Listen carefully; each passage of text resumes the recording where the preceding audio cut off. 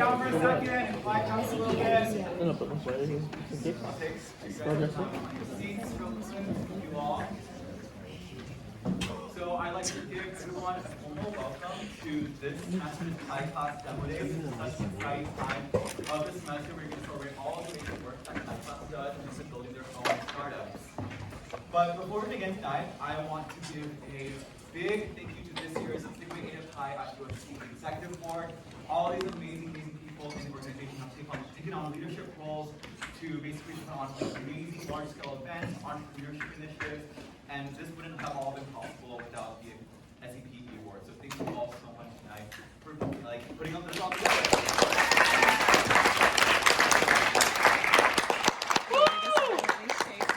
I'd also like to give a really big thank you and welcome to all our demo day judges here tonight.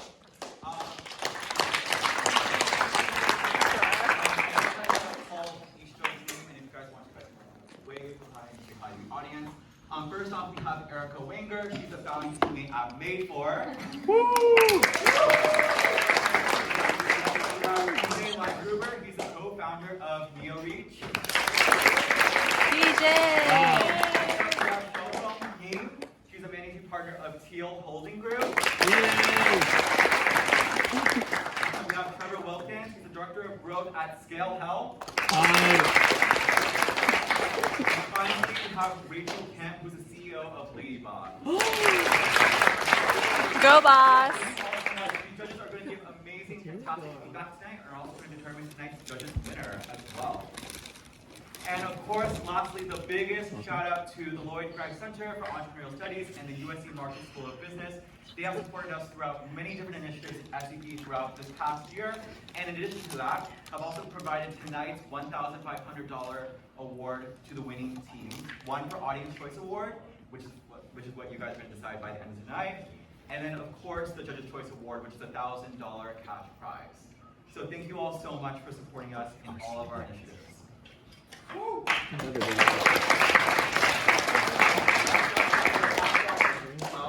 talk about Founders Education.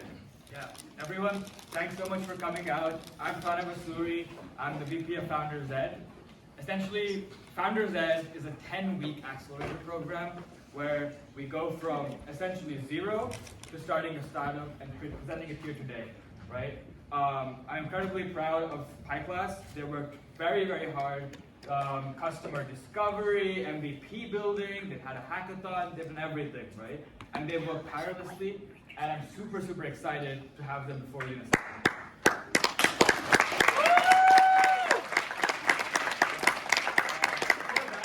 I really want to shout out my Founders Education team, Serena, Ritik, Pearson, worked really hard, did amazing, so big shout out to those guys.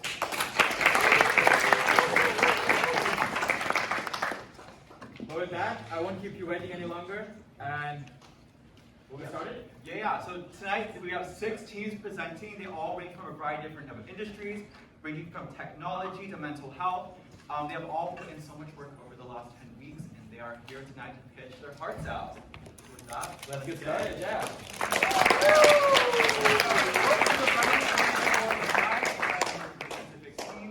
But now I'm going to hand it off to our first team of the night's pitch, which is Bridge.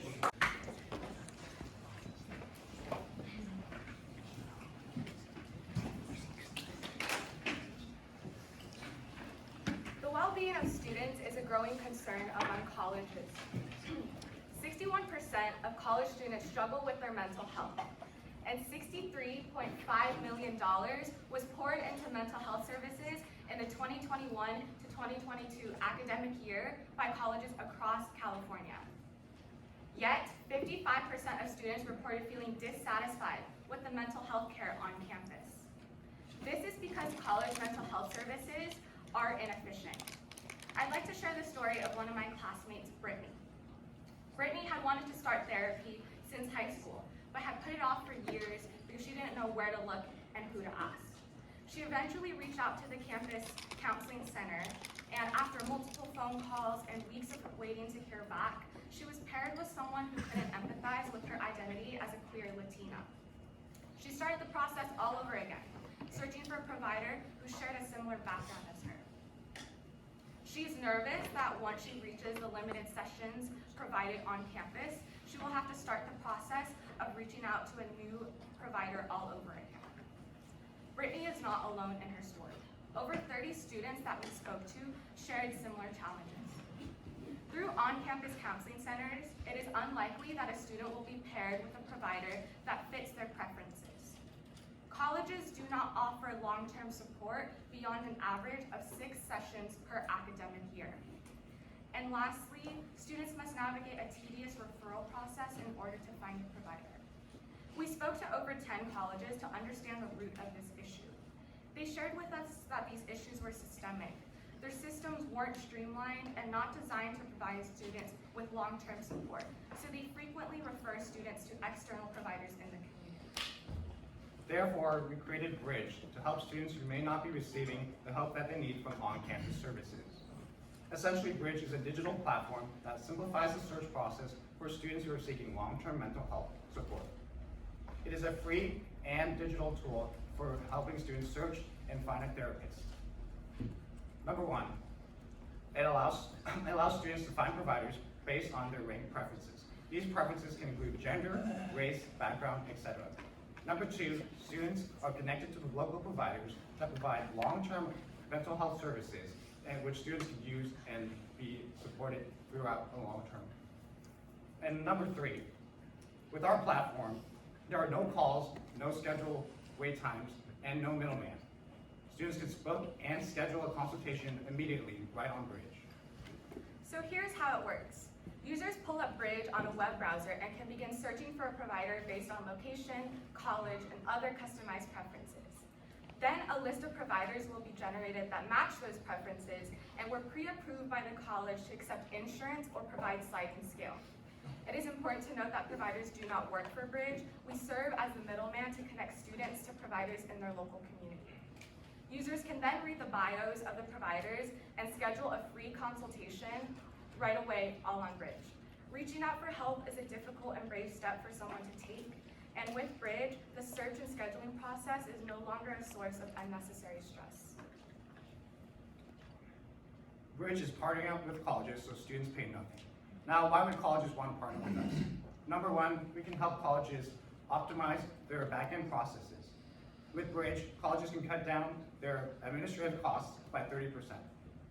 Next up, we can help colleges optimize the mental health budget by saving them 30% of administrative costs, as well as providing them the resources and time that are not necessary for scheduling calls, referrals, and making appointments. And lastly, we can help colleges improve the well-being of the student body. Better mental health resources that provide for students. Better mental health resources for students lead to increased academic performance, increased social engagement, and overall sense of belonging and connection to the college community. Each partner college is charged an annual fee that is proportionate to the size of their student enrollment. So our average fee comes out to be $75,500 per average college. If we take a look at our market size, our market share consists of colleges within Southern California, which is 200. If we look even bigger at our serviceable market, we are looking at colleges in the West Coast, which is about 634. And if we go even bigger, our total addressable market will be all colleges nationwide across the US, which is approximately 4,000 colleges. Our customer acquisition strategy is divided into 3 phases. In phase 1, we will begin testing with USC students through a free 9-month trial. We are in touch with multiple staff and faculty, including the Dean of Religion here at USC, who are eager to implement a solution to improve the well-being of students on campus. Additionally, we've actually had many students in the process of transitioning from short to long-term support reach out to us individually, demonstrating interest in utilizing Bridge. Next, we will move on to colleges across California. Students across universities are struggling with this same issue and waiting for a solution. We have already spoken to over 10 colleges, including UCLA, UCSB, Stanford University, Chapman University, and more, who are eager to see how Bridge works and how it can improve the well-being of students. Lastly, we will expand nationwide across the US. Our goal is that each state that Bridge is available across states so that students across the nation have access to Bridge. Here are our estimated finances for the next 4 years. In year one, we will be partnering up with one college, and based on our average fee, we will estimate that we generate an operating income of $30,400. In year two, our revenue increases exponentially as we increase the number of partnerships from one college to 10 colleges. With that momentum and traction, we hope to partner up with 50 colleges by the end of year three, pushing our revenue to 7 figures. And in year four, we plan to expand Bridge nationwide to 200 colleges. Bridge prioritizes ease and accessibility, which our competitors don't. On-campus mental health services do not provide long-term options for students, do not allow students to choose their own provider, and generally don't support over 6 therapy sessions on average. BetterHelp is a useful tool for providing long-term options and providing students a choice, but is inaccessible for students due to annual fees and monthly fees. Psychology Today serves as a great database of providers based on location. However, it is overwhelming and difficult to navigate. Users cannot schedule a consultation on Psychology Today, and it is not guaranteed that the provider will be a good fit and of good quality, or nor will it be guaranteed that they will take their insurance. Therefore, Bridge is the most student-centered, all-in-one tool that provides students long-term services, as well as giving students a choice to choose their own provider, all without cost.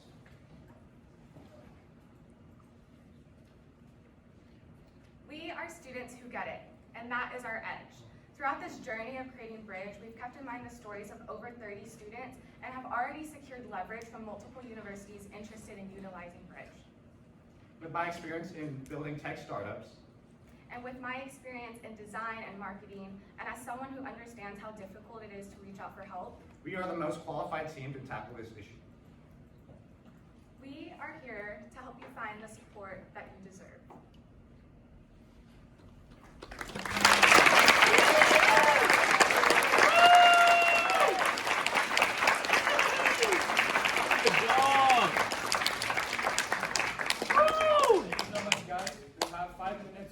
Q&A from the judges now. I have a question. So you talked about starting colleges, but you also have, you're basically a new mediator between college students and service providers. Have you thought about, like, how do you currently engage with service providers? Yeah. Do you engage or That is a great question. So currently, after students reach their limited 6 sessions with the counseling center on campus, colleges already currently keep an ongoing directory of providers that they refer students to externally once they reach those limited sessions. However, it's tedious for them to have to send that list to students, make those phone calls. They also help occasionally with insurance calls, etc. But with Bridge, colleges can upload all of that information immediately, and students are able to take charge of that process on their own with ease, without any wait time. how did you guys get to that 75K number for college? Yes, so while we were conducting research, we found out that the average public college, which is 15,000 students, spends just north of $1 million on mental health expenditures. 15% of that $1 million is spent on administrative support costs. So these are costs that have to do with scheduling, making referrals, a lot of the intermediary processes that Bridge can handle by itself. So we estimated that we can save around 30% of that administrative support costs, and therefore for a public college with 15,000 students, we can save them around 45,000 students. And using those proportions, and we take an average college, which is around 25,000 students, we were able to equate that number to $75,500. Sorry, one more follow-up. Did you guys come up with the 30% administrative, or is that something that they told the colleges? This was something that we kind of used kind of secondary research. We found out that colleges, obviously they still need their intermediary processes, and like they still need their assistants and receptionists. So based on some of the statistics, we kind of estimated that it would be around 30%, not completely 100%. Right along the same line with fees, and the fees that you guys recoup, does that go to offsetting the cost for the students, or the students completely self-pay? With providers on their own insurance? I know some universities do like health insurance coverage? Can they use university coverage with the providers? Kind of understanding the whole flow of money and how this works in this business. Yeah, that's a really great question. So yes, the initial consultations with providers are always free typically. If a student decides to move forward with that provider long term, all the providers listed on Bridge are vetted to approve insurance, whether that's the college insurance that the student is under, or if they're under their parents' insurance. If that is not an option, sliding scale is always something that providers are vetted and approved for. We hope that in the future, as fundings increase, financial aid options are also open to students who are utilizing Bridge. So just to clarify, the fee that you take from the schools, that goes toward offsetting the cost of that Yes. first visit to make that first visit free for the students, is that correct? Actually, those initial consultations are typically free. They're like a 20 to 30-minute consultation to see if it's a good fit. We are offsetting costs for the university and eliminating a lot of these processes that are difficult for them to stay on top of, and that is what our fees cover. Okay. I have one follow-up question. In my closet, and I realized it was pretty boring. I needed a new t-shirt. So I turned to the internet. After all, online shopping is huge right now, and it's only getting bigger. After browsing, I settled on a nice red t-shirt. I usually go medium for tops, so that's why I ordered. A week later, it arrived on my porch, and like a little kid on Christmas morning, I ripped it open and put it on me, just to have it fit like. Well, it turns out Lolita also had that same problem with hoodies. It was too big. This sizing problem actually extends much further than just us. 1 in 5 customers are unsatisfied with their online purchases. And what do? They return the products. In 2021, the average rate of returns for online purchases was 20.8%. And the leading cause of these? Sizing issues. Now, why should you care about this? Well, if you aren't on the online shopping wave yet, you're missing out on a $1 trillion market. That's right, just last year, online sales accounted for $1.05 trillion of all US retail sales. 218 billion of it was returned, and oftentimes retailers cannot reuse this merchandise, so they lose out on that money. Online shopping is the hottest market right now, yet there is no universal sizing standard for consumers to know how clothes will fit before purchasing. Ryan, what are we going to do about this? Well, let me tell you. We are here to proudly present the virtual reality fitting out that provides users with the best services. We want to bridge the gap between expectations and realities for online shoppers. So, let me show you how Fong works. We have our first user tester, which is Daniel. All he's going to do is just take a couple of photos, front, sides, and back. Now, he's going to input measurements for the photogrammetry technology that we're using, which is rendering 2D imagery to 3D imagery. After he inputs his height, we're going to render it in, and after that, we finally first have a 3D model of Daniel. Now, let's say that he wants to try on a hoodie from H&M. The same rules and same principles apply, as all he needs to do is take pictures of the hoodies, upload them, and render them. So after rendering, Daniel also has his first final piece of his hoodie that he can virtually try on with before buying it. And honestly, I'm not gonna lie, Daniel looks great. But why stop there? Actually, Fong, it's not just about one user, but it's about a whole community. We want to make sure that users are able to create their profiles and share them among communities, among influencers, friends, just to get more inspirations and more looks. So for Fong, we want to satisfy fits, we want to personalize experiences, minimize returns, and increase conversion rates. But the most important things are the consumers. Because we want to make sure that if consumers are satisfied with their fits, we can definitely help companies maximize their profits. Now, we understand that in the community and in the competition range that VR technology is used for best sizing recommendation and using these kind of algorithms. We understand that how great they are, it's not really about best sizing or best fits. It's actually about giving a complete freedom for the user audience and the younger base. So at the same time, what's so different and so unique about Fong is that it's about the community, as mentioned before. It's about how accessible that we can be for younger user bases. And of course, we want to be free on the App Store as well. Now, where are we going to take our market? Well, that's a good question. Lucky for us, we have a handy dandy diagram. So, one more slide. Our total available market size is actually the global AR/VR market size, which is projected to be $453 billion in a few years. And now, our serviceable available market is actually VR/AR in retail space, which in other words are fashion brands that are willing to implement VR technology in order to enhance the user experience. And that is going to be $17.86 billion in just a few years as well. Now, how are you going to take over this market? Another great question. I have another great answer for you. So this is our roadmap. Give it a couple clicks and some cool animation. We'll go to stage one. So right here, we're going to enter pitch competitions and startup accelerators to acquire funding. The first thing we'll do is get a qualified dev to be our CTO and have a dev team. Afterwards, we're going to target USC students and push out marketing campaigns locally. We'll have a small user base that we can use. We can test our tech and beta test to refine our tech. Once we have 500 users on our app, we're hitting stage 2. Now, here we are a B2B2B or B2B2C company where we will be signing exclusive partnerships with companies / fashion brands.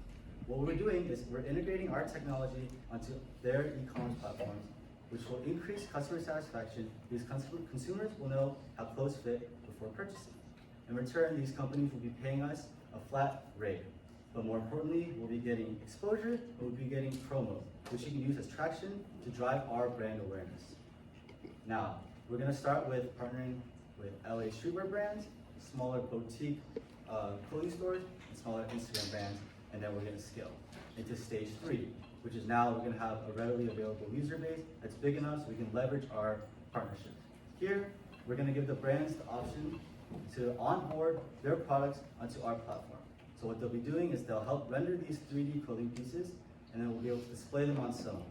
So now, users will have a selection of pre-rendered clothing when using our app. This helps brands. Oh, what too fast? We're back there. So what we're gonna do now is, now we have like the selection. Essentially, what they're doing is they're opening the digital. They're essentially opening digital stores on our platforms. And now, what that'll help us do is we'll be able to direct traffic into their e-commerce platforms. We'll collect a small commission rate for each sale they do. And now there's the slide we wanted, which is Metaverse. Everyone knows Metaverse and Web3 is very hot right now. So what we're doing is we're becoming an oracle for fashion aesthetic. So since we're already working with brands to help render 3D versions of their clothing, we'll just simply be a tool for them to break into the digital fashion space. Now, on to traction. We have connected with a few organizations who are already interested in working with us. We have FIA and Otis College of Arts and Design, to name a few. Now, let's meet the team. We have Daniel and I as co-product managers, so we lay out the vision and the business designs, and we have Ryan, who's our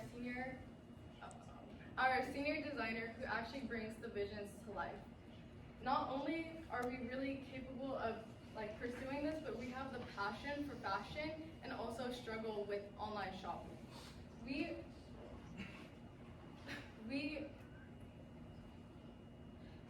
are Sewn, and we size your style and own your style.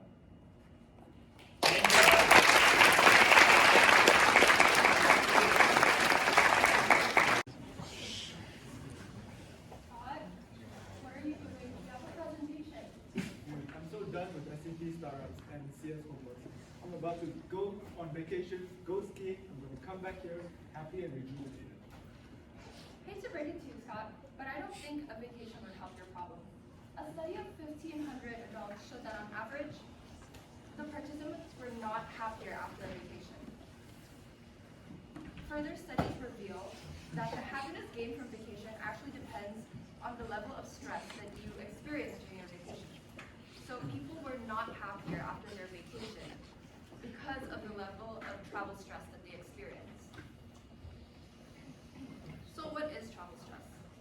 Participants actually attributed travel stress to figuring out on-the-go details of their vacation. That encompasses lack of knowledge, travel uncertainty, managing transportation, wasting time figuring out the logistics during their vacation, and feeling unsafe in their destination and travel. Introducing Lokal, online platform that connects tourists to locals that will construct their itinerary. Think about us as Uber, but for local tour guides. So using Lokal, you will enjoy stress-free vacations by abstracting away the stress of travel to a local. So, how exactly does our product flow? First, you pick a destination of travel, then you select points of interest, and then lastly, you get matched to the local. So this is our landing page, and first you would input the destination that you're planning to go to, for example, Bali, Indonesia. And then you would put in your dates of your travel, how long you want to stay there, how long you want to be linked to a guide for. And then number of travelers, followed by who you're traveling with, whether it's with friends, family, your significant other. And then your daily budget. How much are you willing to pay for this local? Any areas in particular you're looking to explore or where you're coming from? So this will be the page that would be displayed to you after. It would be a categorized point of interest where you can scroll to sightseeing, restaurants, cultural experiences, family, friend, anything that you want to. And then you would simply look through whatever points of interest, what you're interested in, you can add to your cart, and at the end of everything, you check out. This is when Lokal would take the information that you've given them and then match you to whatever tour guides are in the area. So here we have a list of wonderful tour guides who are ready to take us around Bali. So let's pick Scott Santo. Here you'll be greeted with a brief page of how much he costs per day, what car he drives, a sample itinerary, and once you've decided to match with Scott, you can further discuss your itinerary with him. Having a local tour guide can greatly enhance your experience. A local is not just a tour guide, he is also a personal driver, photographer. He will stand in line for you, he's a reservation person, and many more. A good local tour guide will also explain to you the history and background behind whatever cultural location you're in, and also help you find hidden gems that you wouldn't have found yourself otherwise. A good local helps you save costs as well by preventing you from spending on unnecessary expenses by optimizing on those facts that only locals know. One major advantage we have over others is that we allow for a great degree of customization, which makes it such that tourists will never have to stress on following a particular schedule. Now, based on our survey results, we've received mostly strong positive responses on the effects of locals on the experience of tourists overseas. So in terms of value proposition, for tourists, Lokal will provide a streamlined travel planning process. You have access to local expertise. It's 100% customizable according to your preferences, and we have competitive prices, and definitely it comes with the safety and security of traveling with someone who knows the area well. For locals, definitely it's easy to get started. There's no big barriers to entry. There's an opportunity to earn a stable income. There's easy client flow even during low seasons. And furthermore, there's the freedom to choose your own working hours. In terms of competitors, the matching system that we have at Lokal is quite rare in the tourism industry that we see today. So even when we compare ourselves with TripAdvisor, Jetsy, Tours by Lokal, we still have a differentiator. In terms of positioning matrix, we categorize in terms of two main metrics, which is innovation and personalization. Lokal would fall under the top right quadrant, which means that it's high in innovation and high in personalization. While traditional tour operators such as Goldenrama and Take Tours would most likely be in the bottom sections of the board. Southeast Asia is one of the fastest growing regions in terms of international tourism and is projected to grow 7% year over year and reach $556 billion in 2029. Now, for that reason and a few couple others, we're starting with Southeast Asia as our primary market, and we're targeting developing countries, those that have poor travel infrastructure and those that foreign tourists still struggle to effectively navigate around. So we're not going to dive into the entire Southeast Asian region straight away. Let's take a look at Assam, mostly Jakarta and Bali, popular tourist destinations in Indonesia. These alone are valued at $7.8 billion. Our SAM, they're going to be Indonesia, That will be $37.8 billion. And finally, our TAM will be $393.1 billion. Let's take a look at financial projections. We're going to start small. We're going to start with a mailing list, perhaps 10 customers a day. But we know that maybe we're not going to profit in our first year, and that's fine. But in the second year, we're going to revamp our advertising strategy and expand our reach 5x to reach 50 customers a day. And in our third year, we're going to reach 100 customers a day, and that will bring us to a net income north of $300,000 in annual net income. So all these numbers will be meaningless to you if we don't even have any traction, but we do have traction. Over 90% of our survey respondents said that they would use our app the next time they travel on vacation. On the flip side of the coin, we've also received, or numerous locals have responded back to us with letters of validation expressing their interest in our app, ready to get to work. So onboarding of local tours, onboarding of local guides, check, and acquisition of tourists, check. With recent advancements in COVID-19 preventive measures and also advanced treatments, the COVID-19 daily reported cases are plummeting, which means that the travel rebound is real. 7 in 10 Americans are ready to travel within the next 12 months. So our roadmap. Today we stand here in phase 1, the building phase. In 2 months, we're going to have the technical MVP, and we're going to start beta testing in Jakarta and Bali. By October, we will have done the MVP iterations and we'll have acquired enough tourists to launch our app. And finally, by around this time next year, we will hopefully be seeing you guys around, but this time for Series A fundraising for expansion in the whole area.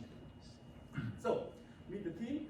I guess I forgot to introduce myself at the start of our presentation. My name is Scott. This is Annabelle. Annabelle has worked as a project manager and as a consultant for EY Parthenon and PricewaterhouseCoopers, and I've worked as a full-stack developer for Snap. I think that we have the technical expertise that's necessary. And with all that said, if you would like to capitalize on the recent travel rebound and technology-based travel solutions, I invite you to come talk to us after the pitches. Thank you. Hello, my name is Osmond. I'm Matthew. And I'm Dan. And we are Chippin. I want you all to imagine that you're at a wonderful dinner with your friends. But suddenly, everyone stops chatting because they veer their attention over to the bill. Your palms start sweating, and the conversation becomes silent. But soon the chatter returns. But now, you realize people aren't really focusing on your conversation. They're constantly eyeing the bill. And you realize that everyone is waiting for that one brave soul to pull out their credit card and save the day. We don't want to pay not because we're cheap. It's because the bill splitting process is tedious, and it is awkward chasing for that money over and over again. In a $553 billion peer-to-peer transaction industry filled with the latest fintech, we're still unable to address the uncomfortability of splitting bills. If you look at 53% of a surveyed population says that money has actually destroyed a friendship, and 77% say that an informal contract of debt is harmful to a relationship. In short, bill splitting is a tedious process that is financially inaccurate, which causes strains in relationships. And that's why we created Chipping, to remove the mental and logistical frictions that come with splitting payments. Chippin simplifies multiple complex transactions to allow the user to know the exact amount that they have to pay. Users first create a Chippin group and invite their friends to it, before scanning the receipts using Chippin's scanning feature and uploading the receipts to the exact group. Finally, users can choose whether they would like to split the receipts evenly or split the receipts per item paid for.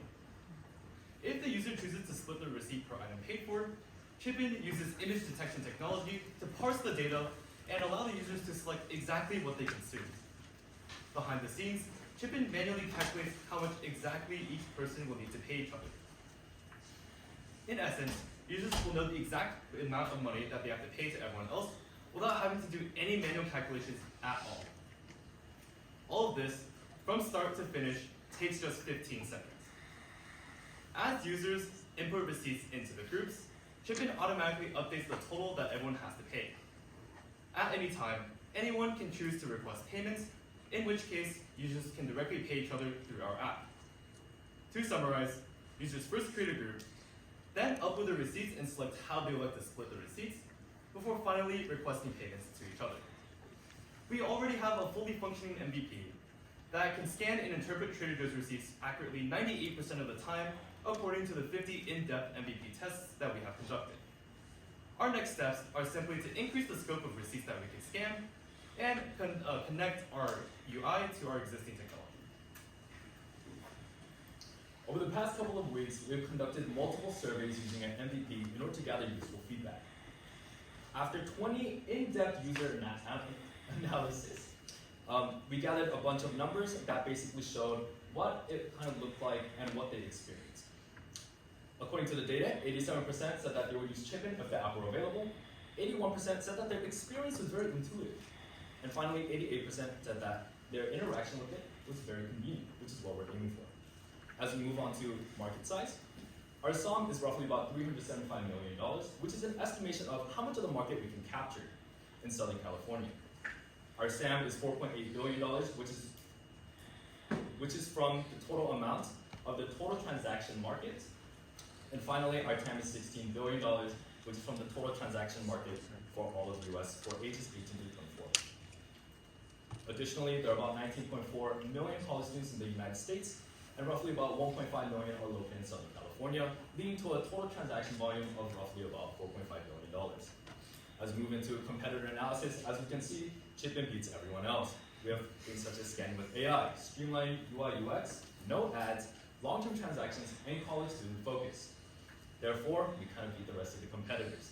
Additionally, another advantage that we have is that we are focusing on emotions.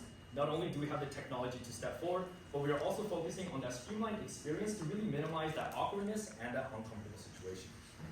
Now moving on to our revenue streams, it is a two-pronged approach. We will first have the transaction fee, in which for first year we will not implement any because we want to focus on gaining traction and to establish product market fit. However, when we feel comfortable, we're going to implement a 2% transaction fee, which is 20% cheaper than the industry average. For our premium model, we're going to have a 0% transaction fee with detailed spending analytics and a 180 different currency conversion function. And for our splitting digital invoice function, we're going to be able to scan and interpret receipts online because we know that physical receipts may not always be available. For our roadmap, it's split into two different parts. One is local, and the second one is nationwide expansion. For phase one, we're going to focus locally in LA and USC, in which we will acquire 5,000 users, secure 2 partnerships, and to increase overall presence at USC. For phase two, we're going to start growing traction within the SoCal and LA region, expanding to 20+ thousand users, secure 10 to 15 different partnerships with restaurants and grocery stores, and to implement a referral system to boost our virality. For our phase three, we're going to expand nationwide. This is when we implement social media targeted ads, increase SEO to increase our overall internet presence. We will partner with 3 big name restaurants and grocery stores to increase that organic growth. And finally, phase 4 is what I mentioned just now. We will introduce our revenue streams for monetization. Looking at our growth projection from quarter 1 to quarter 8, when we start monetizing, our best case scenario is $695,000 in 2 years, and base case is $361,000. So, why are we the right team for Chip-in? My past experience consulting for Airbnb has allowed me to understand the B2B model and the age-down demographic that they demanded from our services, understanding how to cater towards the Gen Z demographic. My previous experience with product development through working with USC's own startup incubator, Lokal, gives me the knowledge needed to overcome our challenges. Furthermore, my background in computer science, as well as the technical knowledge that I have, will ensure that we can overcome any developmental challenges that we may encounter. I have experience being a business developer and also working in growth, such as my TikTok account that I created with my partner that has reached over 165,000 followers and over 50 million views. Not only will this knowledge be applicable, but it will be essential in towards nurturing and growing this startup. And finally, we're all college students. We understand the hassle and the awkwardness that comes with bill splitting. So what are y'all waiting for? Let's all chip in together. Thank you.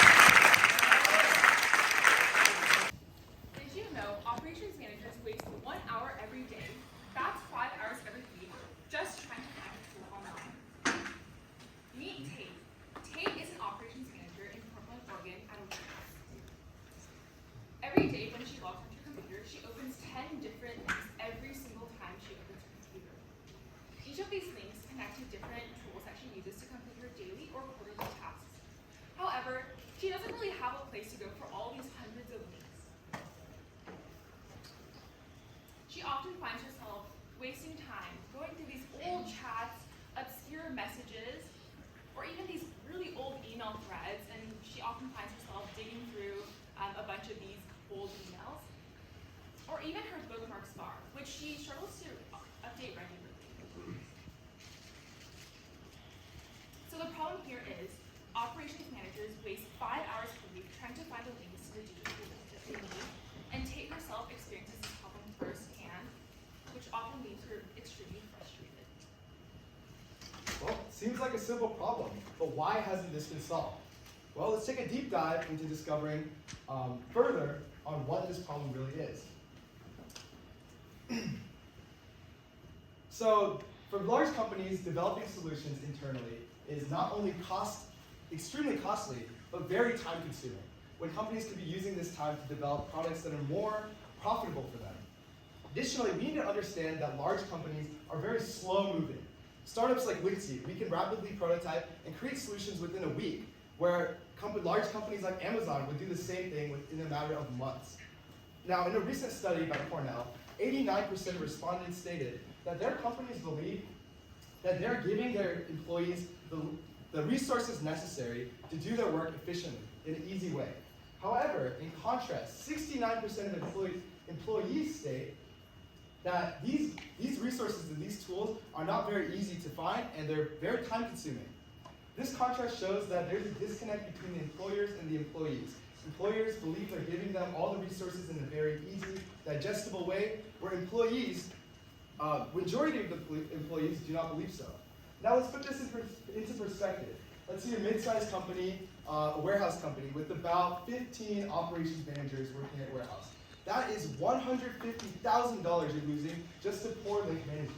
Now if you're a larger company with a big warehouse with 100 operations managers, that is over $1 million lost just due to poor link management. So we're introducing Linksy. Linksy is an intelligent B2B link management platform that makes accessing links easy by centralizing them all into one place. So here at Linksy, we operate on 4 parts of our value proposition. The first part is that we're lightweight. Our lightweight platform allows for easy onboarding.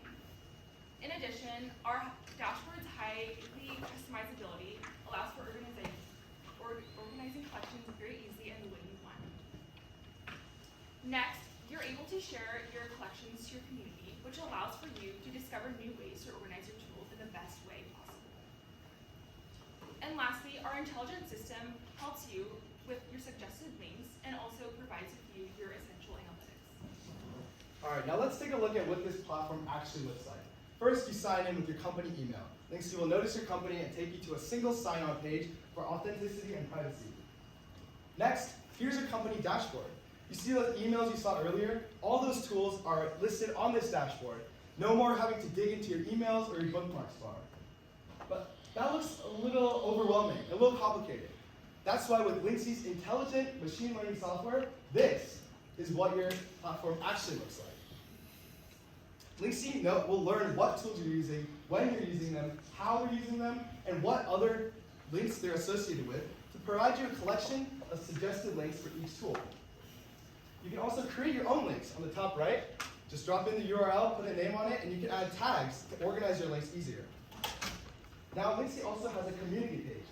In this community, coworkers can upload their own link collections and link groupings for what links they use to work more effectively and solve these problems even better. This could be used for people with different working styles to discover what kind of link groupings and collections work most effectively for them.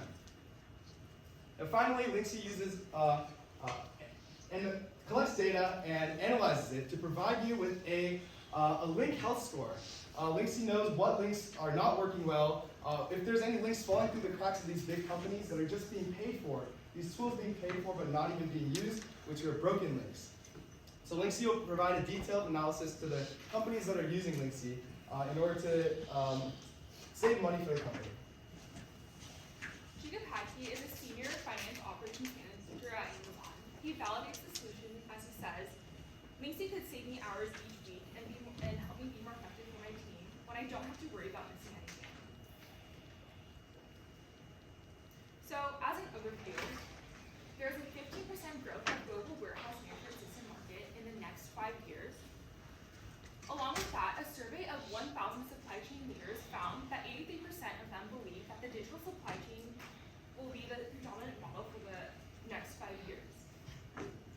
And even through 2024, 50% of supply chain businesses will invest in applications that support digital tools that also promote AI capabilities as well as advanced analytics. We discovered the global logistics software market to be $18 billion as our total addressable market.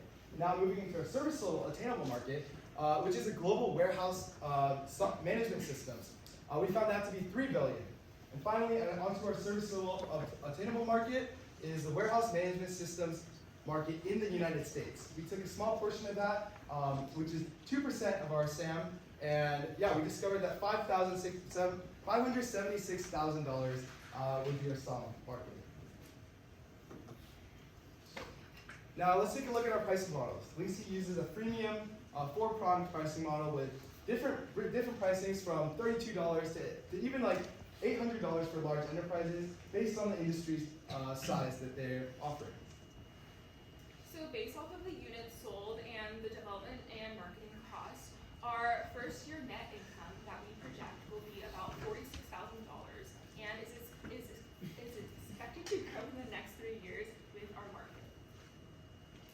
So we have identified 4 key competitors, which is GoLinks, RainDrops.io, Blink, and SharePoint. So what these competitors lack is Linksy's focus with its simple centralization of links, aided with machine learning, and its ability to scale. So companies like GoLinks, they focus way too much on URL shortening and just simply sharing that tool to a small group of teams. Companies like RainDrop and Blink, they're also focusing on URL shorteners. They focus more on PR and branding for these links. And overall, they don't align with Linksy's focus to truly simplify and centralize all of these links into one single platform. Let's talk about our phase. Our first phase is simple. We want to build our website and beta test in order to gain testimonials. Second, we want to heavily focus on our free trial demo testing stage. We're going to go to companies with a free product in order to fully integrate it with their systems and gain a dependency on our product in order to increase customer retentions. Finally, in phase 3, we hope to expand to different niches and possibly add other features like a Chrome extension. So why us? As an experienced person with former experience in supply chain, I have interned at Amazon the past year as an area manager intern and have 6+ years of marketing experience. I've started my own company called Awesome, so I understand from the ground up what a fast-paced startup environment is like. I've also worked previously at AWS and Mattel, these larger companies, so I have a good understanding of different dynamics and how Linksy can play into both industries. Yeah, and in the end, we don't want to create just another product. We want to create a product that not only saves time and cost, but also is people-centric. So when you're starting your next project, we don't want Linksy hindering your next big success. So join us. Linksy. We make accessing links easy.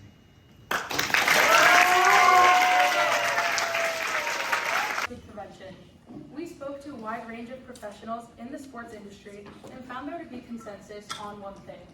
If you focus on injury prevention and the basics of the body, performance will inevitably follow. Despite this consensus, however, there's still a major lack of emphasis on injury prevention in training and athletics, and we attribute this to 3 main reasons. Firstly, the sports science and injury prevention resources that are currently available are extremely intricate and very costly.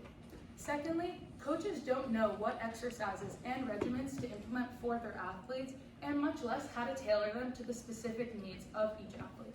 And the funds that currently exist for injuries on teams currently are there to treat injuries only after they happen.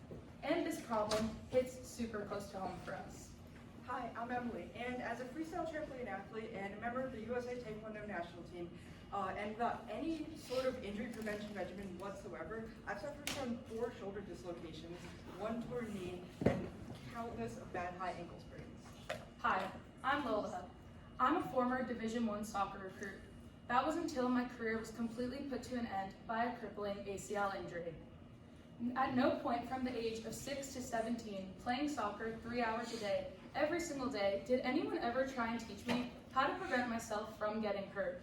After a super lengthy recovery process, one thing became abundantly clear to me. Coaches know all too well how to build their athletes up, but very few understand how to prevent them from breaking down. While this is something millions of dollars are thrown at to treat after the fact, we figured, why not attack this problem at its source? Why not redefine the role of athletic trainers everywhere from being treaters to being preventers? And that's where IPRA comes in. IPRA is an injury prevention regimen automator and database for coaches to be able to more easily implement injury prevention into their training sessions. The inspiration for this idea came during my time as a sports science intern for the professional soccer team Blackpool Football Club. At Blackpool, part of my job was implementing injury prevention regimens for each player. The problem with this, while it proved to be super effective at the end of the season, was that it was highly disorganized and very time consuming. So IPRA seeks to streamline this entire process.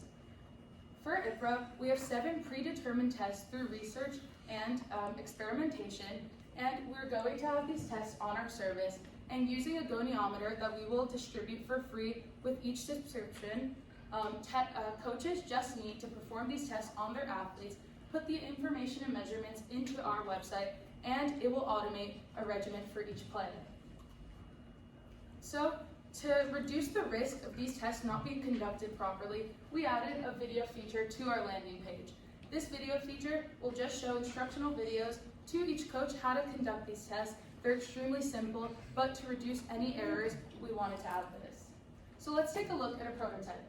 This is Zach. Because organization was a huge problem at Blackpool, we wanted to make an easy player profile so that each coach can access each player's information in one space instead of it all being on one Excel sheet. Now let's take a look at the injury prevention piece. Say we're performing a 90-90 hip rotation on Zach. Zach externally is good, but internally he's falling short of the 30 to 40 range at 22 degrees. That means Zach's at risk for an internal hip rotation injury. And that's especially not good for him because as he's a first-year pro, these are the most formative years for his contract since it's the beginning of his signing. So, using IPRA, all you have to do after inputting the measurements from coaches having taken them is press Generate Injury Prevention Regimen and bam. There's something for Zach to do before each practice that can help reduce the risk of him internally, injuring his hip. So let's take a look at the business proposition. The physiotherapy service market currently stands at $25 billion. We plan on entering this market, targeting specifically injury prevention for soccer players, as that's where our expertise and experience currently stands, but our vision for IPRA is much wider than that. We plan on making IPRA an entirely sport-agnostic tool for athletes of all levels. Using IPRA, you will have a highly affordable experience. Hiring an athletic trainer for a team currently costs $20. Say we have a team of 30, so maybe we want 3 to 4 athletic trainers. That by the end of the month, having trainers 6 days a week hands on deck would cost $3,800. Using IPRA, even after hiring, say, 1 athletic trainer, we reduce that cost to $1,300 per month. You also have a highly personalized experience using IPRA, as we know no 2 athletes are the same. My body's needs are not the same as my teammates' needs, even if we're playing the same sport. And lastly, it's easy to use. Coaches don't require the same sports science knowledge or experience that I or people I work for have. So there have already been a couple of solutions to this problem, such as Omega Wave, which is a device that measures anaerobic capacity and then tells you how to train optimally. However, there are a few issues with that brand. It is very expensive, it is hard to get your hands on, and once you do get your hands on it, it requires advanced knowledge to use. That is why we have created IPRA, which is affordable, family-friendly, personalized, and sport-specific. So, how will we make our revenue? two-tier subscription-based plan. The first tier is targeted towards below the pro level. The second tier, however, is targeted at the pro level and is more personalized while including more tests. So we plan to scale our business from $30,400 in the first year of operation all the way to $433,000 in the fifth year of operation. So how will we do this? Well, we have developed a strategic marketing strategy, a four-step marketing strategy in order to reach this goal. The first one being athlete influencer marketing. We actually already have professional basketball player Trey Moses on board with us to become an IPRA athlete and represent our brand. Second of all, we plan to be present at games in order to be seen by our target audience. Third, we plan to have a social media account which will use strategic marketing strategies and social media marketing strategies in order to reach our audience. Finally, we plan to have a blog. This blog will foster the creative and engaging community, the engaging IPRA community, and also will drive free site traffic. So, why us and why now? 75% of athletes report experiencing one or more injuries in their career that was highly preventable.